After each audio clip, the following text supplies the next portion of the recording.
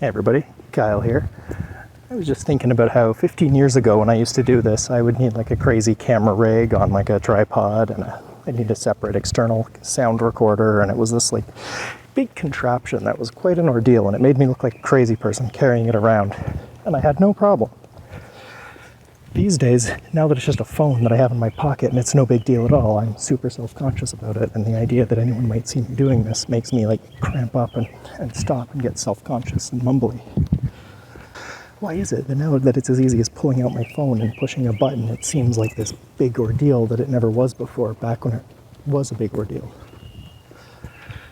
Oh, it's strange how things go. Anyway, this got me thinking of other differences that technology has made. 15 years ago, I also spent a lot of time in public transit and walking around like I do today. Back then, I didn't have a phone loaded up with podcasts and audiobooks and music and all this. You didn't have these kind of distraction machines in your pocket. You had to be alone with your thoughts and come up with original ideas. And now I just feel like technology has turned everything into consumption machines. They're almost training us to be passive agents, just consuming mindlessly. The original computers, like a desktop, you could create with it, you could do all sorts of stuff.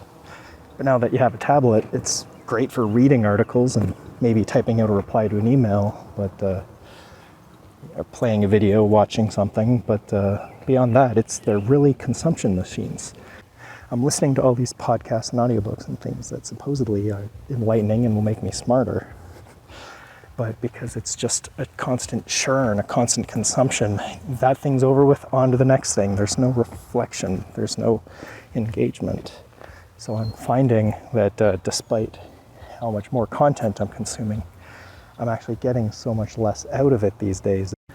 Years ago, I remember standing at the bus stop and I'd get an idea that would pop into my head, and then the whole bus ride home, it would loop over and over in my head, and I would almost imagine making whatever the idea was step by step, seeing it through, making it happen, turning it into a real thing. And, I'd almost imagine problems that I'd run into and solve them all mentally. And then by the end of the bus ride, I'd be so excited by what I had imagined and what I had planned out in my head that I could just go in and get my hands dirty and I could make something. And I just felt a rush of originality and creativity, and it was great. And now it almost feels like if I want to have ideas, I have to plan for it. I have to turn off my phone, turn off the TV, close the lid on my laptop, get a pad of paper and a pen, and just sit down in silence and wait for an hour. And then at the end of that hour, probably wait another half hour. And then